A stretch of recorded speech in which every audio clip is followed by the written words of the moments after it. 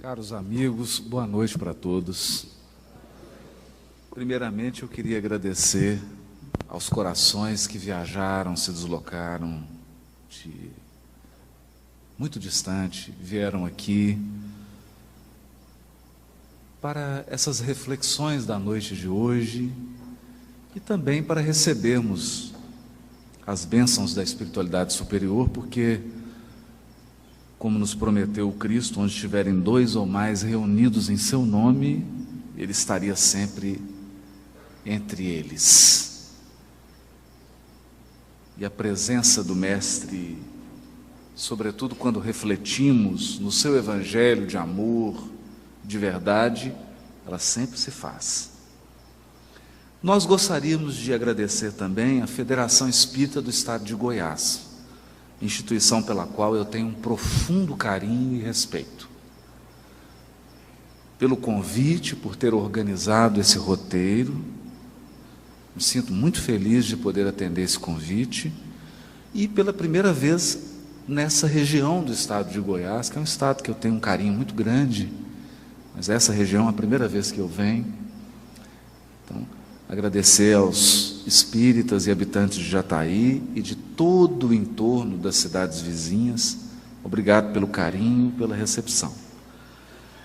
Nós vamos refletir essa noite sobre um tema intrigante: as causas das aflições.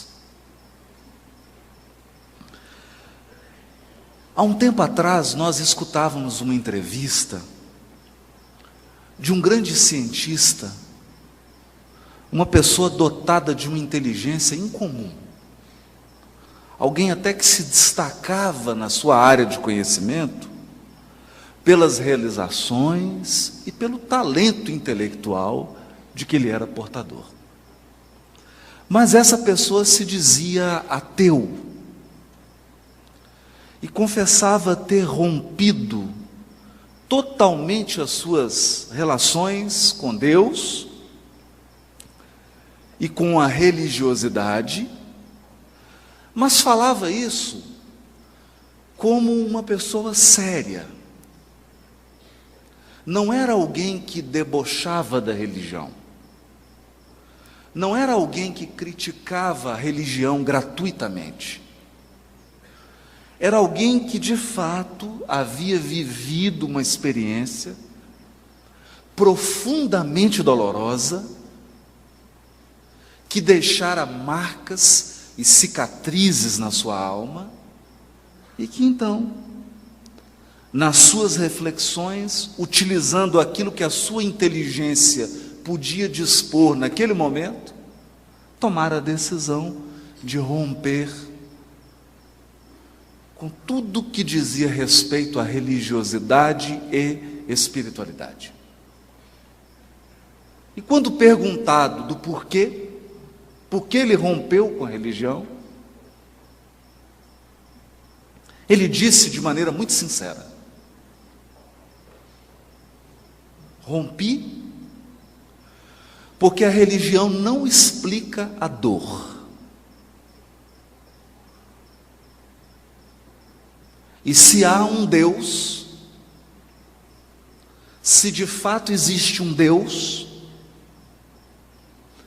Ele não poderia permitir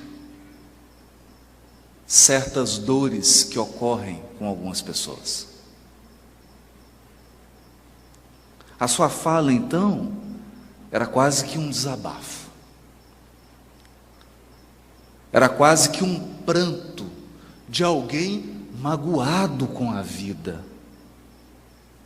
de alguém que de fato sofrera um golpe muito profundo e muito duro da vida, e que se fez uma pergunta: se Deus verdadeiramente existisse, por que Ele permitiu que isso acontecesse comigo?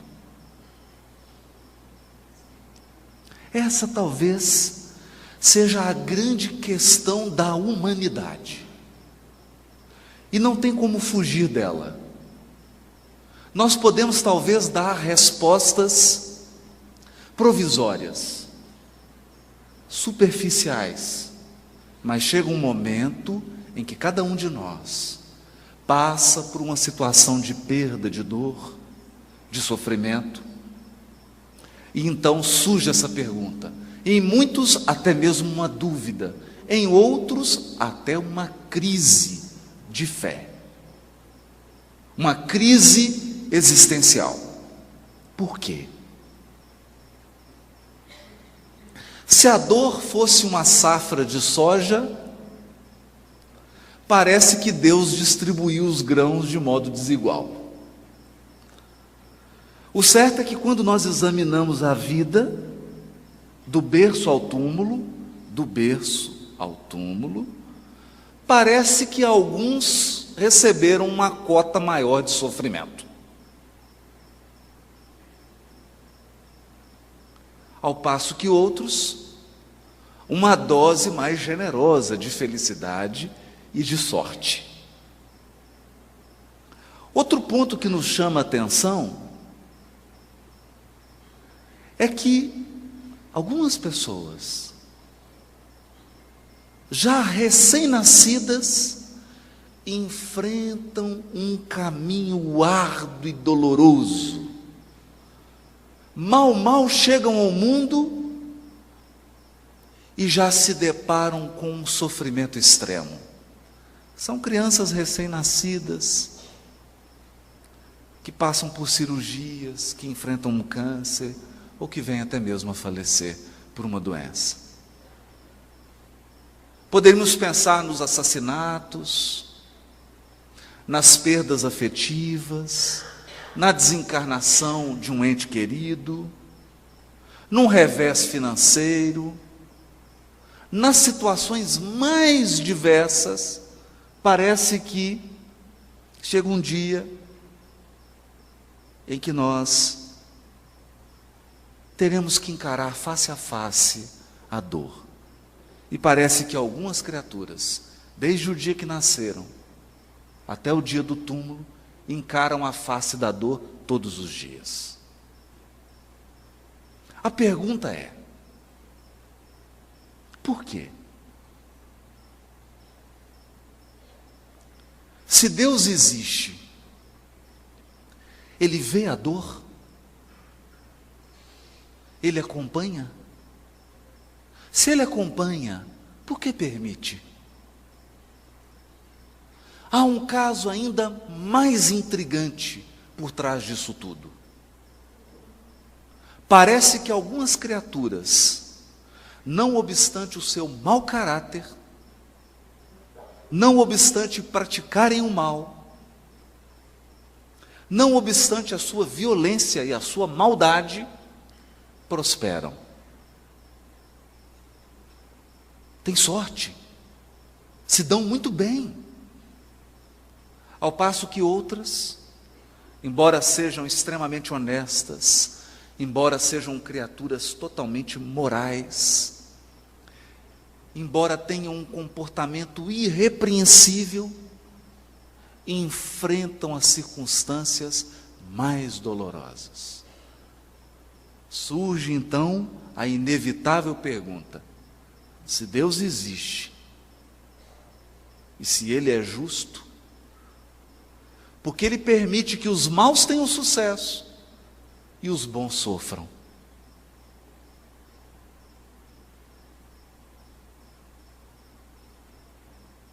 Algumas respostas foram dadas a essas perguntas,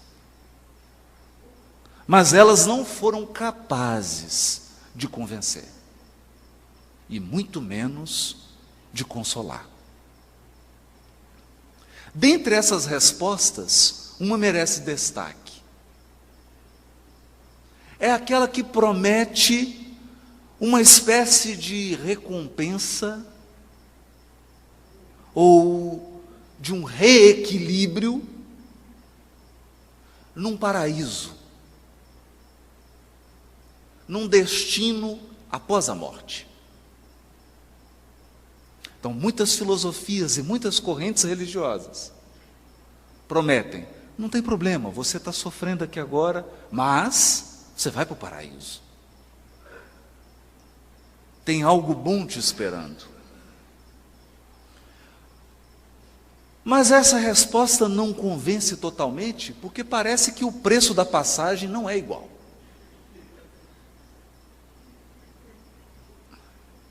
Alguns pagam caro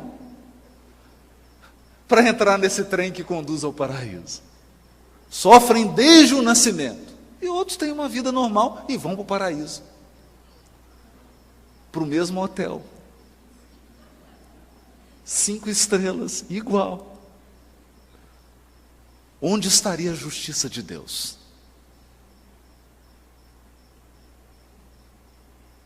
Em 1857, o governador espiritual do Terra delibera que enviaria ao mundo o Consolador prometido, cuja missão seria esclarecer a mente humana e consolar os corações que sofrem. Como? Dando explicações racionais, claras,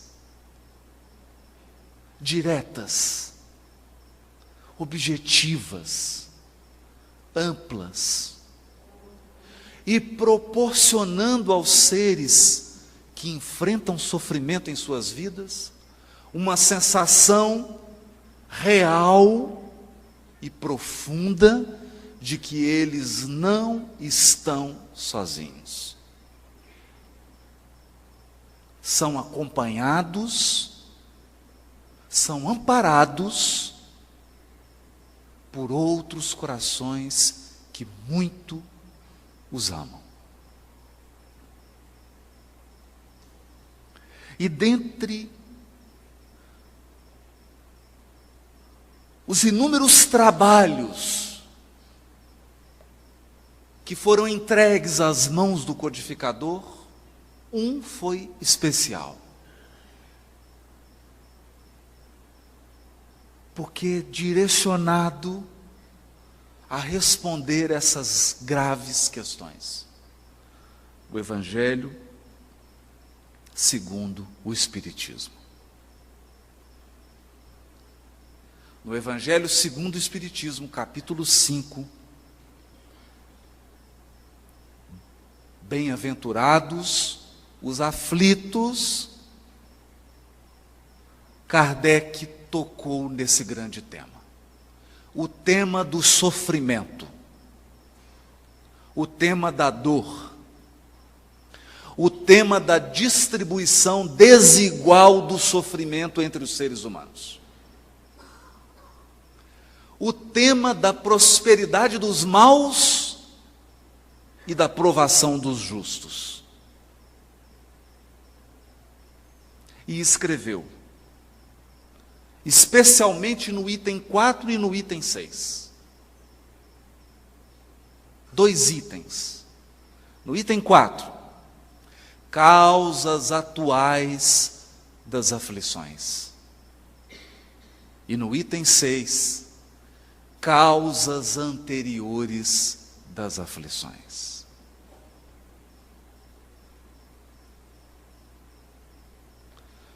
Como se tivéssemos 2 grandes celeiros para fazer a colheita. Algumas dores por nós vividas têm sua fonte nesta vida. Outras dores só podem ter a sua causa em outras existências. Desse modo, o codificador, amparado pelo ensino dos Espíritos acerca das múltiplas vidas, trazia o tema da reencarnação, que é inevitável se quisermos entender a dor neste mundo. Mas vamos começar pelo primeiro, e com a palavra Kardec. De 2 espécies são as vicissitudes da vida, ou se o preferirem, promanam de duas fontes bem diferentes que importa distinguir. Umas têm sua causa na vida presente, outras fora desta vida. Remontando-se à origem dos males terrestres, reconhecer-se-á que muitos são consequências natural do caráter e do proceder dos que o suportam. Quantos homens caem por sua própria culpa?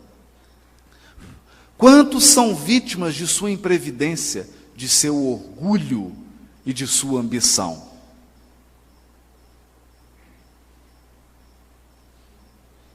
Aqui, colocava Kardec um marco para a nossa reflexão. E por essa razão, o Livro dos Espíritos conta com uma terceira parte, que são as leis morais. Isso significa que toda imperfeição gera um sofrimento. Toda deformidade de caráter produz uma aflição. Todo comportamento injusto atrai sofrimento para a nossa vida. Toda deficiência na nossa formação moral trará algum tipo de angústia e de provação. As causas estão na nossa intimidade. E podemos pensar, quanto sofrimento nos traz a impaciência? Quanto sofrimento não nos traz a violência que nós temos dentro de nós? O orgulho, o egoísmo.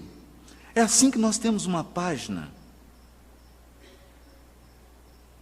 extraordinária do Espírito Emmanuel, que está no livro Religião dos Espíritos. O capítulo chama Examina a própria aflição. Examina a sua própria aflição. E aí diz Emmanuel, a aflição do egoísmo chama-se egolatria, porque ser egoísta dói.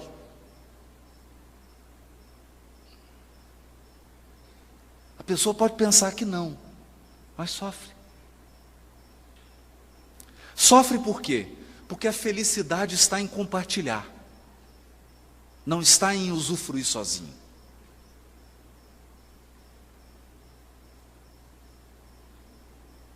Imagina que você tivesse tudo o que você quer, mas fosse mandado para uma ilha deserta sem ninguém, só você. Seria feliz? Não. Você precisa pelo menos de alguém para contar. Contar a vantagem. Olha, eu recebi uma medalha. Mas se você receber a medalha e não tiver ninguém para contar, então o egoísta sofre. Porque ele vive uma vida exclusiva que gira em torno dele mesmo. E quanto mais egoísta ele se torna, mais as pessoas se afastam dele. É uma aflição. E muitas vezes ele se volta para Deus e fala assim, por que você me escolheu para sofrer tanto? E Deus pergunta com palavras inarticuladas, meu filho, mas por que você é tão egoísta? A aflição do vício chama-se delinquência. Olha, a criatura começa experimentando um pouquinho de droga. Daqui a pouco ela usa mais. Daqui a pouco ela usa mais. Daqui a pouco ela está roubando para sustentar o vício. É um sofrimento. É um sofrimento.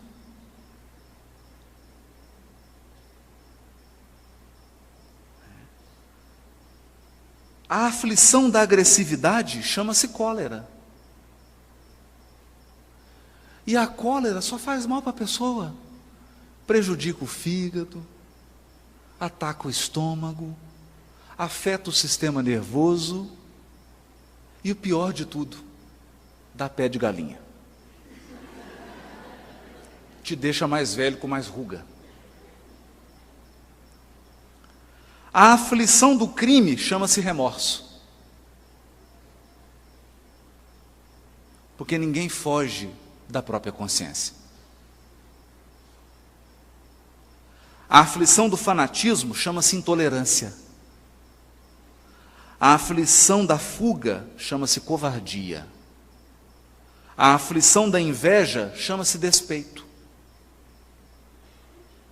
O invejoso sofre tanto que, primeiro, ele não consegue mais reconhecer valor no que ele tem, e pior, ele não consegue ser feliz com aquilo que ele já conquistou. É um sofrimento. A aflição da leviandade chama-se insensatez. Da indisciplina chama-se desordem. Tem criaturas que são tão indisciplinadas que a vida delas é uma loucura, é uma total desordem, porque eles não conseguem nem sequer chegar no horário de um compromisso. Tudo é difícil. Ele está sempre atrasado, ele está sempre afoito, ele nunca acha as coisas, porque nunca põe no lugar. É um sofrimento. Quem sofre mais é a própria pessoa. Por isso Chico dizia, a disciplina não é uma grade, não é uma prisão. A disciplina é a chave da porta, porque você entra e sai quando quiser. A aflição da brutalidade chama-se violência. A aflição da preguiça chama-se rebeldia. Da vaidade chama-se loucura. A aflição do relaxamento chama-se evasiva. A aflição da indiferença chama-se desânimo. A criatura indiferente não se importa com nada. Daqui a pouco ela é tomada por um tédio insuportável. Porque ela não consegue se importar com as coisas. E nós precisamos de gostar das coisas. Você precisa ter alguma coisa que você goste. Você precisa fazer alguma coisa ou gostar de alguma coisa que você faz. Porque senão você sofrerá do tédio. A vida perde o sentido. Você perde o rumo. É um sofrimento. É uma aflição. A aflição da inutilidade chama-se queixa. Aqui Emmanuel é duro, porque ele está dizendo, quanto mais inútil uma criatura, mais ela reclama. Quem mais reclama é quem menos faz. Porque quem mais faz não tem tempo de reclamar. A aflição do ciúme chama-se desespero. E aqui nós pensamos, quantas criaturas chegam até mesmo a suicidar pelo ciúme? É um sofrimento terrível. A aflição da impaciência chama-se intemperança. Porque quem é impaciente perde a medida. Perde a medida. Exagera em tudo. A aflição da sovinice chama-se miséria. Chama-se miséria. Sovinice é pão duro. Estou traduzindo aqui o Emmanuel. Porque quanto mais sovinice tem uma criatura, mais ela se impõe uma vida de restrição.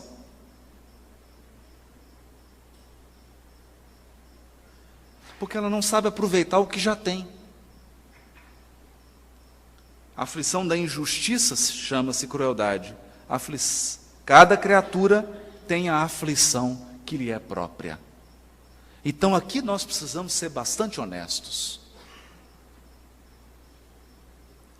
É por isso que o Espiritismo, na sua condição de consolador prometido, ele vem esclarecer e consolar nossas dores. Mas o primeiro ponto que ele esclarece é: a maior parte dos nossos sofrimentos tem sua causa na vida atual. atual e tem a ver com o nosso caráter. Por isso, o que propõe o Espiritismo? Terceira parte do Livro dos Espíritos, as leis morais. Propõe uma renovação moral, uma transformação do caráter. Propõe a absorção de valores,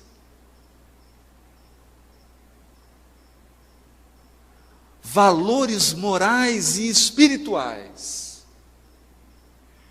que pacifiquem o nosso coração, que nos dê sabedoria para viver bem. Viver bem. Essa é a primeira grande reflexão. Por isso, quando nós enfrentamos uma provação, quando enfrentamos um sofrimento, nós devemos nos perguntar: o meu caráter, a minha condição moral, contribuiu em quantos por cento para esse sofrimento?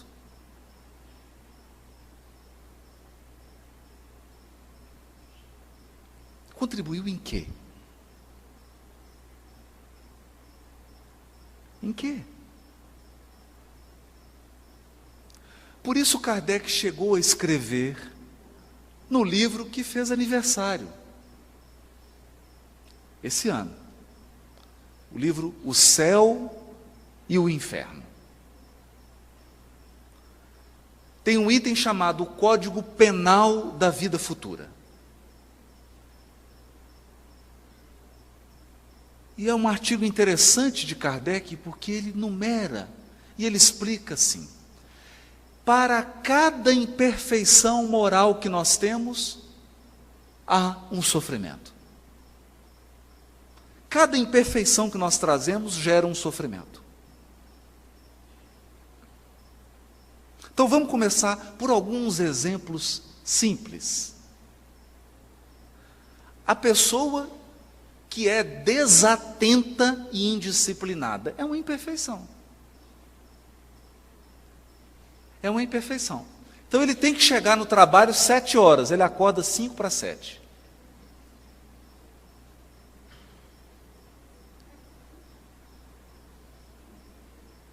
Em 3 minutos ele apronta,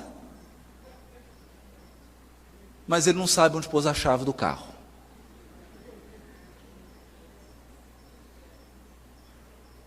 E quando ele sai faltando meio minuto para chegar, porque ele esqueceu que são 20 quilômetros, ele reclama que esse mundo não dá para viver, porque tem trânsito. É um sofrimento. E a criatura já começa o dia amarga. Então ela já chega mal. Quando ela chega no trabalho, bom dia. Não, bom, só se for o seu, porque o meu... Mas, se ela aplica os ensinos morais do Espiritismo no seu coração, não no coração da esposa, nem no coração do marido, muito menos no coração da sogra, no seu próprio coração. Se ela aplica no seu próprio coração, o que ela faz? Escolhe um lugar só para colocar a chave do carro. Então ela anota, põe um bilhetinho assim, chave do carro. E só coloca ali, porque aí não vai perder. E acorda antes, com o tempo de sobra, para acordar, tomar um café, em paz, fazer a sua prece, pegar a chave que vai estar sempre no mesmo lugar, e chegar tranquilo. Então, nós estamos dando um exemplo simples. simples, mas que pode ser aplicada a toda a vida. A verdade é que um dos temas que mais geram aflição na nossa vida, que são os relacionamentos, a maioria deles, a maior parte das aflições, são consequência das nossas imperfeições morais.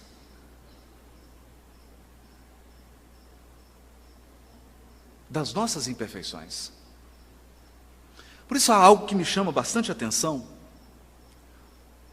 nos jesuítas, os padres jesuítas. Eles têm um hábito que é muito curioso. Chega no final do ano, eles dividem, naquela comunidade em que eles trabalham, grupos de 5, 10 pessoas. E aí aplicam um amigo oculto. Como é que é o amigo oculto deles? É assim. Por exemplo, são 5 pessoas. Cada um tem que fazer uma lista com 10 virtudes e 10 defeitos dos seus companheiros. Então são 5 pessoas, você tem que fazer 4 listas. Para as 4 pessoas. Você vai listar as virtudes e os defeitos dela. Então você escreve 4 listas. E, portanto, você vai receber 4 listas. Né? Quando você recebe as suas listas, são as pessoas que convivem por você. Não está identificado, não pode identificar. Aí você fala, não, eu não tenho esse defeito. Está tendo algum equívoco. Embora esse defeito apareça nas 4 listas, não é possível que eu tenha esse defeito. Embora ele seja o primeiro das 4 listas, nós não enxergamos. Não enxergamos. Mas é comum também não enxergarmos as qualidades. Mas eu não sabia que eu tinha essa qualidade. Tem uma técnica interessante, mas cuidado para aplicá-la em casa. Isso pode gerar alguns problemas de relacionamento. É uma boa técnica, porque nós vamos percebendo aqueles elementos da nossa personalidade que geram muito sofrimento. Bom, eu vou dar um último exemplo para nós passarmos para outra parte. As causas anteriores das aflições. Mas antes gostaríamos de falar ainda um último caso das causas atuais das aflições. Hoje, toda vez que nós ligamos a televisão no jornal, alguém foi preso.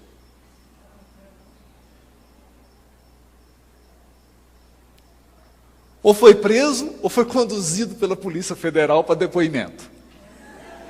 Ou então aceitou um acordo de delação premiada. E quando nós assistimos isso, é natural, é da natureza humana. A gente fica com uma certa raiva, né? Alimenta. Mas é um absurdo. Gente fulano se aproveitando, não percebendo a aflição que essas criaturas criaram para as suas vidas nessa vida. Mas um caso me chamou especialmente a atenção. Evidentemente, eu não vou citar o nome. Assisti uma reportagem. Isso já tem um tempo. E um desses sujeitos, então, que estava envolvido nesses escândalos. E é curioso, porque a pessoa vive aqui no Brasil, se escondendo, mas tem 20 milhões na Suíça. Ela não vai lá. Ela não vai viajar. Mas ela tem 20 milhões. É mais ou menos assim, eu digo, meu amigo, você tem 20 milhões, você não pode usar. Você vai viver até morrer sem usar, mas você tem o dinheiro, viu? Está lá. Mas o que chamou a atenção não era o dinheiro que ele tinha na Suíça. Ele começou a contar o seu envolvimento. Então disse que começou assim. Primeiro eram os encontros. iam jantar em restaurantes muito sofisticados. E lá se combinavam propinas, etc, etc, etc. E saía do jantar e iam para casas de prostituição. Prostitutas de luxo. Então ele foi a primeira noite, foi a segunda, a terceira, a quarta, a quinta, a sexta, 25ª, 130, 140 vezes, até que ele chegou, isso ele confessando, a uma situação. Todo dia ele precisava ir.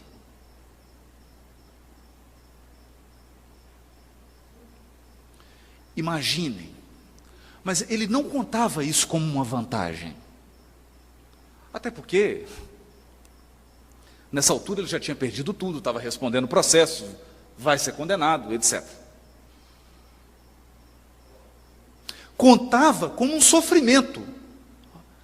Eu fiquei viciado, não conseguia deixar de ir. Então eu tinha que cada vez mais conseguir propina para pagar o valor altíssimo das boates de luxo. Todos os dias. Mas a situação se agravou. Porque é assim, o mal, ele é exponencial. Primeiro ele começa inocente, daqui a pouco você está completamente preso na teia. Chegou um momento que ele não só tinha que ir todo dia, como ele chegava às 7 horas da noite e saía às 6 horas da manhã.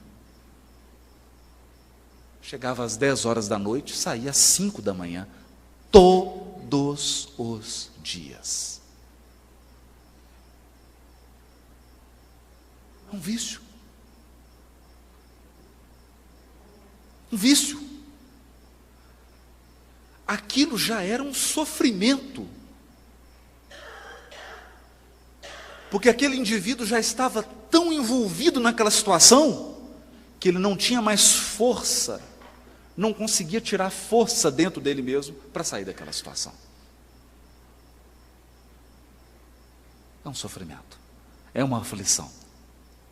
Mas essa é uma aflição que tem sua causa na intimidade da criatura, nas suas deficiências morais. Daí a proposta renovadora do Espiritismo. E por isso Emmanuel tem uma frase dura, mas pedagógica. Ele diz assim: mais vale chorar sob os grilhões, sobre as algemas da resistência, do que sorrir sob os narcóticos da queda. Porque quem está em queda moral está sempre sorrindo. Ninguém que está se complicando moralmente está triste. Vai ficar depois. Mas enquanto está caindo, está sorrindo. Porque está sob o efeito de uma droga moral.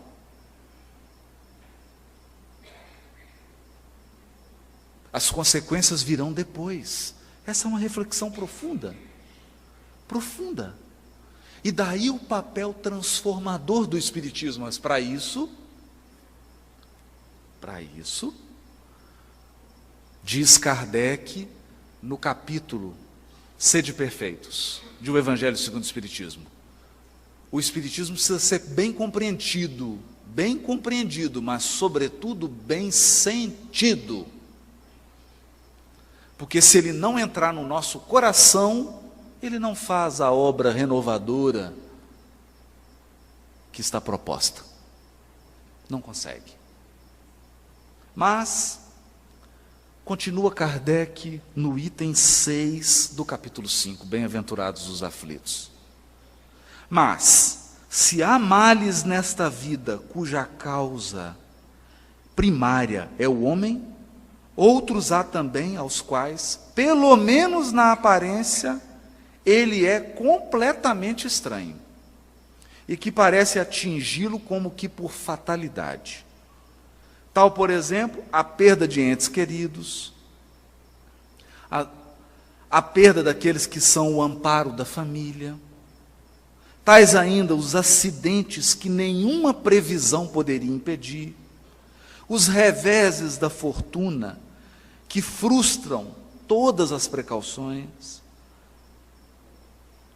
aconselhadas pela prudência, os flagelos naturais, as enfermidades de nascença, sobretudo as que tiram a tantos infelizes os meios de ganhar a vida pelo trabalho, as deformidades, a idiotia, o cretinismo, etc.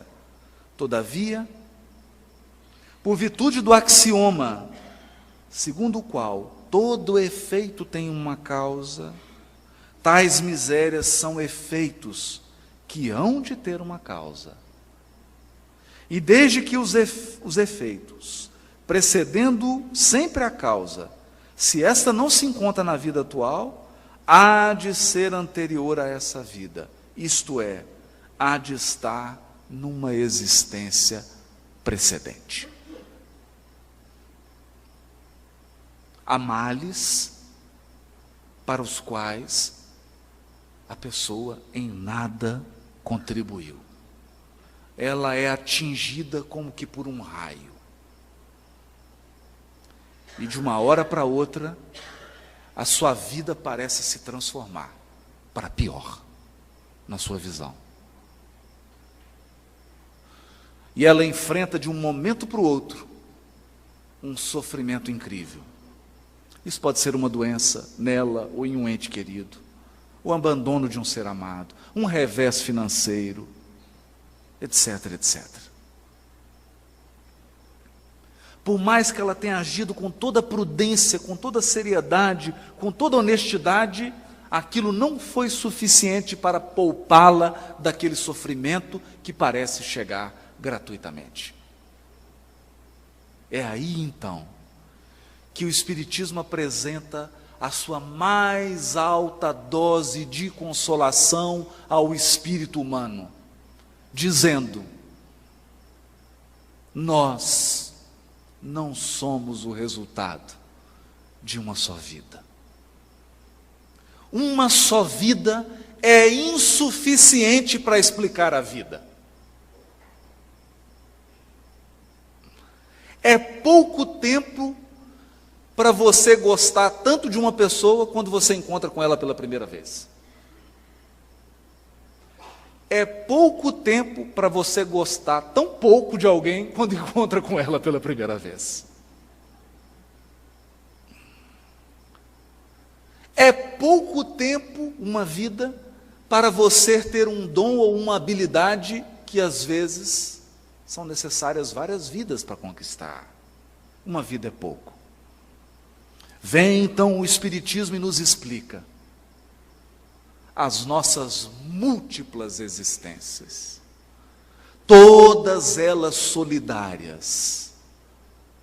Então, a nossa vida é como uma novela. Cada existência é um capítulo. Ou, se preferirem, um seriado. Cada existência é um episódio.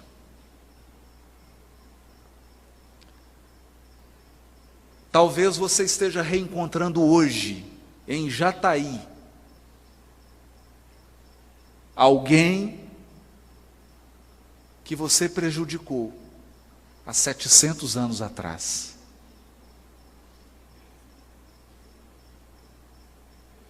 Talvez você esteja reencontrando hoje, na fila do banco, alguém com o qual você construiu uma história belíssima há 1500 anos atrás. Talvez hoje você esteja vivendo uma situação de dor para a qual você foi preparado há 2000 anos e só agora você tem condição de suportar. as existências são solidárias. Elas se unem. E nós não podemos cometer o equívoco de avaliar uma criatura pelo corpo. Você olha uma criancinha de 2 aninhos de idade, fala, mas ela só tem 2 aninhos, é porque você está olhando apenas para o corpo. Há ali um espírito imortal, herdeiro de centenas e centenas de existências, cheios de experiências boas e ruins, com imperfeições e com virtudes, com habilidades e com inabilidades, e que nasceu com um propósito. Com um propósito. É aí que nós nos lembramos do livro Ceifa de Luz, capítulo 27, também psicografado por Chico Xavier, onde Emmanuel esclarece: no limiar do berço, pede à alma dificuldades e chagas, amargores e cicatrizes. Entretanto, recapitulando de novo as próprias experiências no plano físico, torna a concha obscura do egoísmo e da vaidade, enquistando-se na mentira e na delinquência. Aprendiz recusando a lição, ou doente abominando o remédio. Em quase todas as circunstâncias, o ser humano persegue a fuga que lhe adiará indefinidamente as realizações planejadas. Porque nenhum de nós nasce sem um planejamento. E esse planejamento é simples: tornar-se melhor quando você for embora do que você era quando chegou. Isso implica eliminar imperfeições e vícios. E muitas vezes, para eliminar essas imperfeições e vícios, ou débitos, você terá que passar por aflições.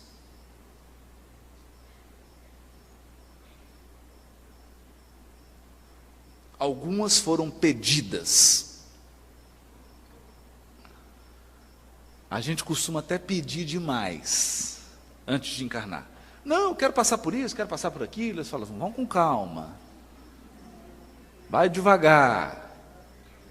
E quando chega aqui, você faz a prece, fala, senhor, eu queria rever, não dá para diminuir aí 20%?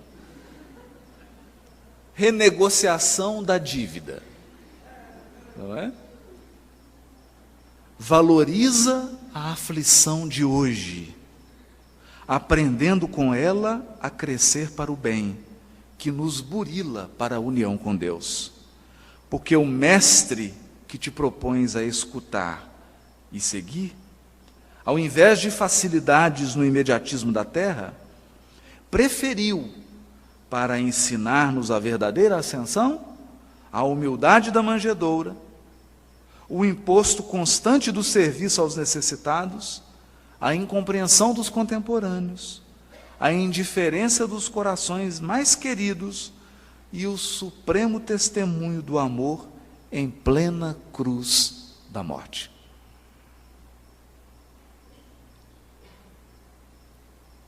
A verdade é que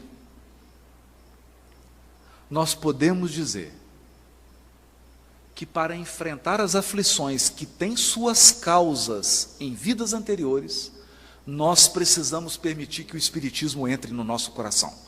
Porque se ele entrou só na sua cabeça, você não fica de pé. Não fica de pé. No momento do sofrimento extremo, não adiantam palavras. Não adianta explicações. Você não pode chegar num velório para uma mãe que está enterrando um filho de 2 anos e dizer para ela: olha, deve ser algum débito dele. Ou fazer uma palestra de meia hora no velório. Isso não alimenta a alma. É por isso que Emmanuel nos diz: a inteligência sozinha é como uma placa no deserto indicando a direção. O peregrino sedento e desorientado lê a placa e se orienta, mas morre de sede no caminho. O sentimento, a bondade e o amor sozinho é como um poço de água no deserto. O peregrino sedento e desorientado vem e mata a sua sede, mas se perde porque está desorientado. Então é preciso conjugar a placa e o poço de água. Esclarecer e consolar. Nos momentos em que nós encontramos as aflições cujas causas estão em nossas vidas anteriores, nós precisamos de consolo. Precisamos de alimento para o coração. Você precisa de força, de coragem. E isso, só quem ama é capaz de proporcionar. Em alguns casos, somente a prece. E aqui é a experiência verdadeira da religiosidade. É por isso que muitos abandonam a religiosidade quando são defrontados pela dor. Porque a dor é o supremo teste da fé. Há um caso belíssimo que Francisco de Assis caminhava no inverno rigoroso na Itália. Ele ia da sua instituição para um outro convento fazer uma visita. E foi acompanhado de um frade, amigo dele. E eles caminharam naquele deserto, já estavam quase congelando, bateram naquela porta enorme, abriu assim uma janelinha, um monge olhou e falou assim: quem é? Ele falou: é Francisco de Assis, nós queremos entrar. Francisco de Assis o quê? Fechou a janelinha.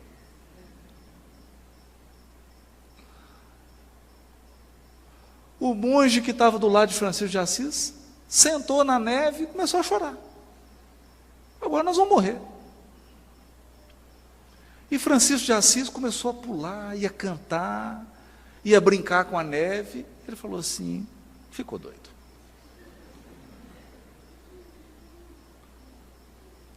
E virou para ele e falou: mas Francisco, pai Francisco, né, porque ele chamava ele de pai, né? Pai Francisco, eu não estou entendendo. Será que o senhor não está vendo que nós vamos morrer? Ele falou: meu filho, eu esperei a vida inteira por esse momento. Ele: para quê? Para morrer? Não. Você não percebeu que agora não tem nenhum ser humano que possa nos ajudar? Ele falou: claro, por isso que eu estou chorando. Mas você não percebeu que agora nós estamos, meu filho, eu e você, 100% nas mãos de Deus? Foi o que eu busquei minha vida inteira. Nós estamos agora 100% nas mãos de Deus.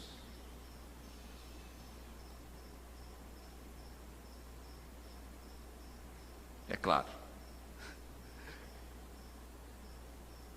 Ele não morreu congelado. A porta se abriu, outra pessoa chegou. E eles se identificaram e entraram. Mas a questão é: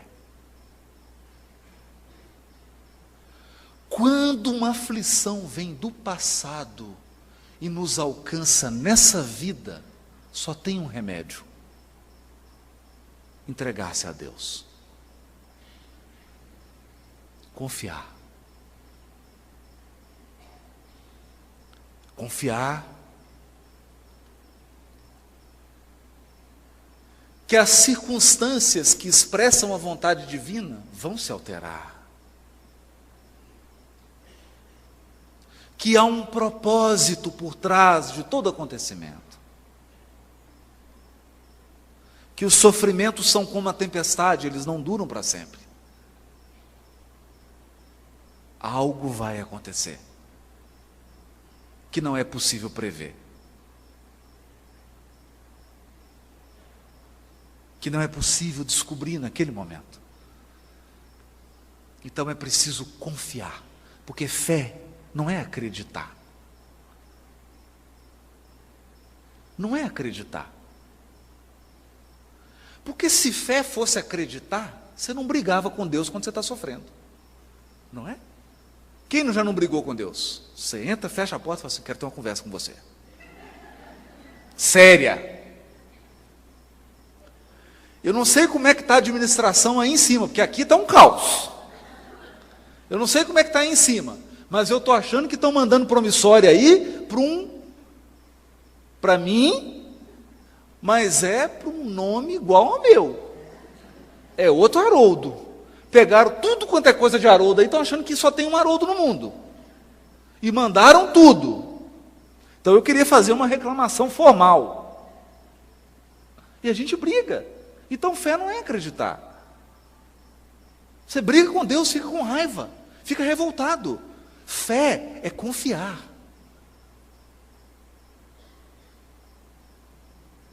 É confiar. Então fé significa, e é esse o grande ensinamento que a doutrina espírita nos traz, porque ela nos traz uma fé que não é uma fé cega, não é um confiar como se fosse uma criança, é uma fé raciocinada. Você confia porque tem pelo menos uma base. Você não sabe o porquê. Qual que é a razão exata daquele sofrimento que você está passando? Mas você sabe que tem uma razão. Você sabe que existe uma lei divina. Você sabe que existem múltiplas existências e que elas são todas solidárias. Então você confia. E confiar significa: você desliga o carro, coloca no ponto morto, abre a porta e entrega a chave para Deus. E diz, agora é você que dirige.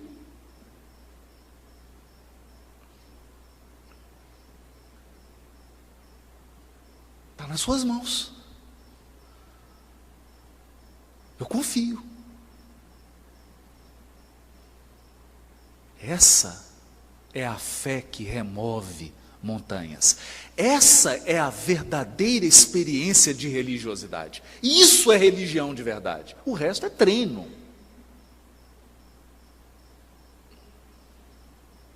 É treino. No mais, todas as nossas práticas são apenas oportunidades que o Criador nos dá de adquirir provisão, preparo espiritual para os momentos de dificuldade, em que nós teremos que verdadeiramente confiar, entregar. Entregar.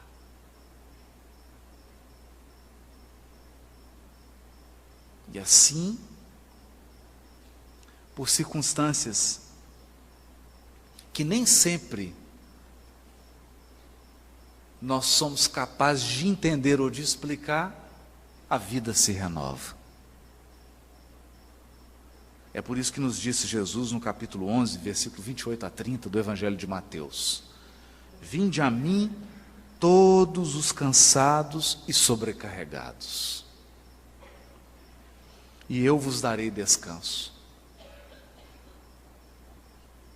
Olha, tomai sobre vós o meu jugo, e aprendei de mim, porque sou brando e humilde de coração, e encontrareis descanso para vossas almas, pois o meu jugo é suave e o meu fardo é leve.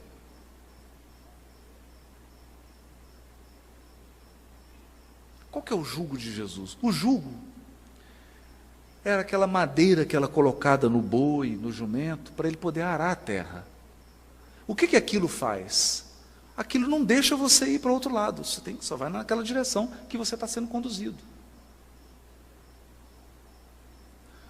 O jugo do Cristo é o conteúdo moral da sua lição. E o que isso significa? É o remédio para as causas atuais das aflições. Você quer diminuir 70% dos sofrimentos da sua vida? Evangeliza seu coração. Isso é aceitar o jugo de Jesus, a orientação dele. Agora, não é fácil. Não é fácil. Nós temos o célebre caso que o Chico chega em casa e ele sempre gostou muito de animal, sempre gostou muito de cachorro, principalmente. E tinha um cachorro que era a alegria dele, então ele chegava tarde da noite da atividade, e o prazer dele era alimentar o cachorro. Adorava, né? E o bichinho fica quase que um membro da família, né? Mas o cachorro adoeceu e alguém quis ajudar. Falou, não, coitado do Chico, vou resolver isso, vou matar esse cachorro. Não é? Então imagina, você tem lá seu bichinho de estimação, ele fica doente, fala, nossa, eu estou com tanta dó do fulano, eu gosto tanto dele, vou acabar com esse sofrimento dele, mata o cachorro. O Chico chegou, o cachorro morto, e descobriu que era a pessoa. E aí o Chico ficou magoado. Ficou magoado. E o tempo passou, e a mágoa ficou ali no coração. Até que um dia Emmanuel chamou ele, falou, olha Chico, temos que conversar uma coisa séria. Você está com uma mágoa no coração, e isso está gerando uma nuvem escura ao redor do seu peito, no chakra cardíaco, e está atrapalhando as atividades mediúnicas. Meu Deus, Emmanuel, o que eu faço então?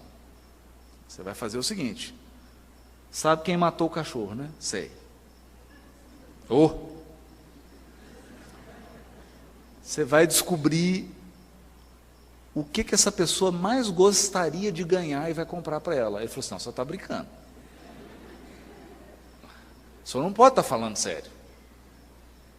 A pessoa me ofendeu, matou meu cachorro, e só quer que eu dê um presente para ela.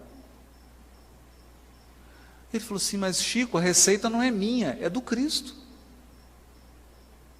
É o jugo de Jesus.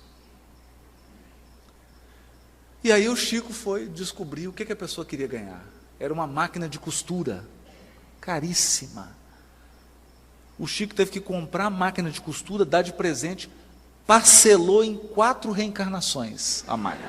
Porque ganhava muito pouco, a máquina era uma fortuna, várias vidas pagando a máquina. Na hora que ele entregou a máquina, a pessoa ficou tão feliz, que saiu uma luz do peito dela e eliminou toda a sombra que estava no peito do Chico. Nessa hora o Emmanuel apareceu e falou assim, viu Chico, a receita é do Cristo, perdoa. É o jugo. É o jugo. Porque você pode desenvolver um câncer por causa da mágoa.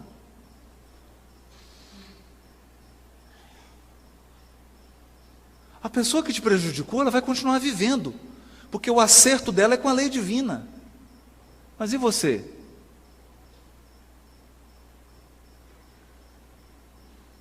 É o jugo. Então, meu jugo é suave. E o jugo do Cristo é suave. Por que é suave? Porque o duro é odiar. Perdoar é muito difícil, odiar é mais difícil ainda.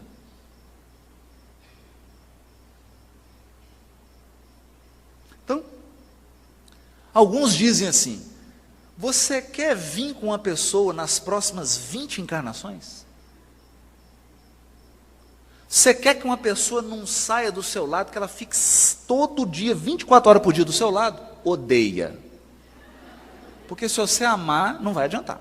O amor liberta, o ódio algema. O ódio algema. Então ele é mais pesado. O perdão é mais suave. A humildade é mais suave do que o orgulho. A disciplina é mais suave do que a indisciplina. A questão é que o ódio é doce quando você põe na boca e amargo para o resto da vida. O perdão, ele é amargo quando você põe na boca, mas depois ele fica doce como mel.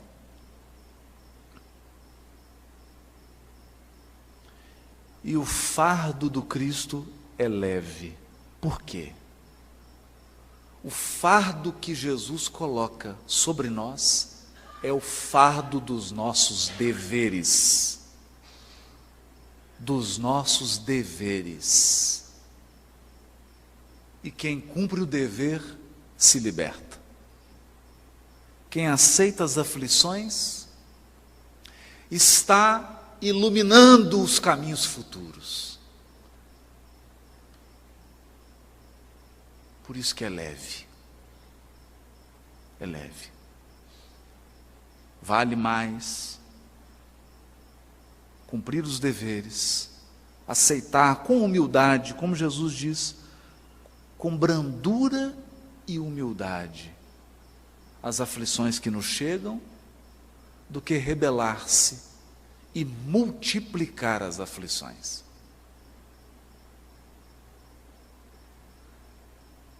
Essas são as lições do Espiritismo, que esclarecem e consolam o nosso coração. Mas uma coisa é certa: em nenhuma das aflições que nós passamos na vida, se nós tivermos a humildade e a brandura suficiente, nós sentiremos a presença dos seres espirituais que nos amam profundamente ao nosso lado. Nos momentos mais difíceis da vida, nós sentimos a presença mais intensa desses corações. Mas é preciso brandura e serenidade para perceber a presença deles. Nenhum de nós está enfrentando as suas aflições sem o amparo.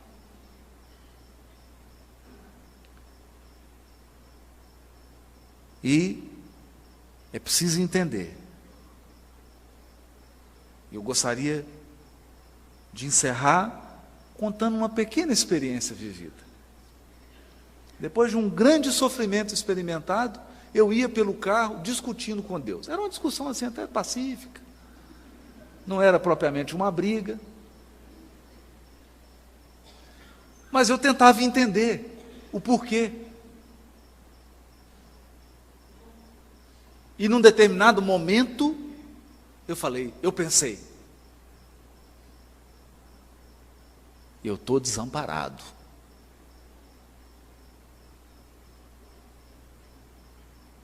Mas eu estava seguindo, ia fazer um estudo, e eu estava seguindo por um caminho que até o carro já sabe de cor. Quer dizer, de olho fechado eu vou. Não é que eu errei. Tem que virar para a esquerda, eu prossegui. Quando eu percebi, eu entrei num beco, era de noite.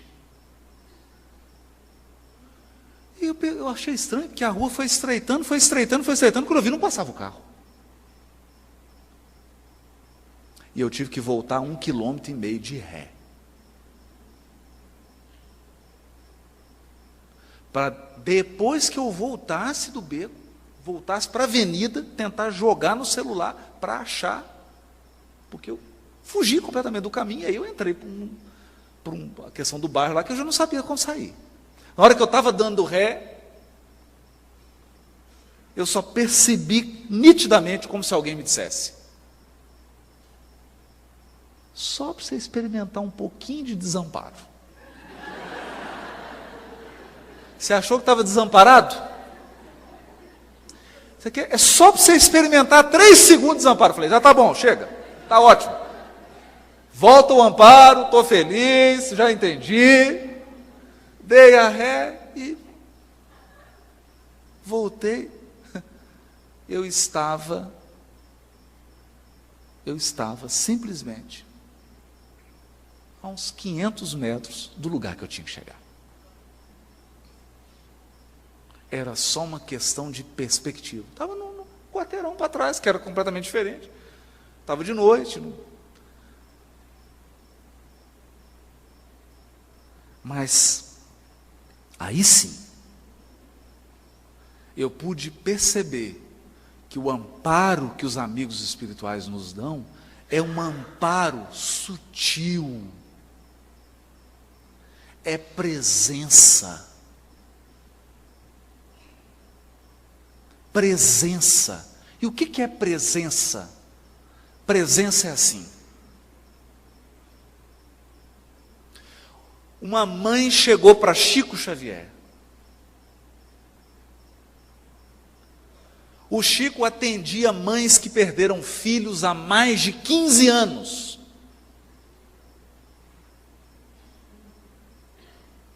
Naquela noite ele já deveria ter atendido mais de 200 mães.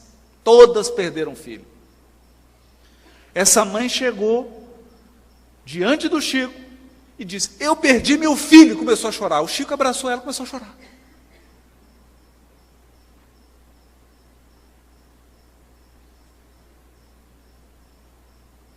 E ficou todo mundo falando: não é possível.